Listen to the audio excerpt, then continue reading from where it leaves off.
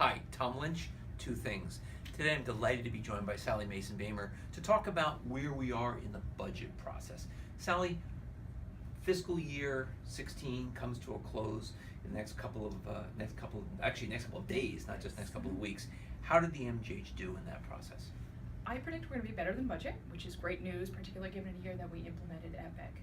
A big part of the favorable performance is our one-time costs from the implementation were better than we expected.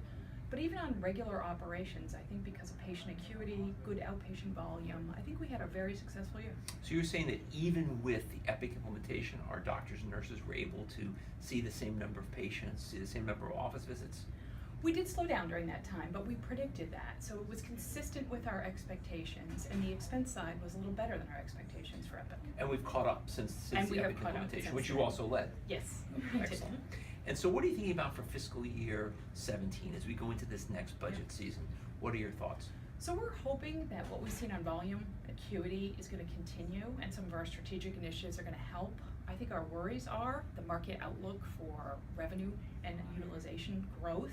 We're not going to be able to grow our way out of this. I think we're going to see increasing pressures on the expense side. We think we have a balanced plan for 17, but we're going to have to monitor it very carefully. And how do you balance the operating budget with the need to invest in capital and facilities for the hospital? It's a great question. That's obviously why we need to make a margin, and that's one of the questions I get asked often. You know, when times get tight and pressures are on, why can't you just lower your operating margin performance? And really we can't, because we need that cash to reinvest in capital, facilities, equipment, those things that keep us special and cutting edge. Cutting edge. Great. Well, Sally, thank you very much for your work on this. The second thing I want to also mention to all MGPO members, please get your flu shot. It's the time of year we're doing this.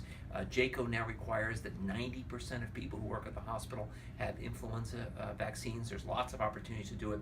Just want to put that pitch in for getting your flu shot. I'm Tom Lynch, and that's Two Things.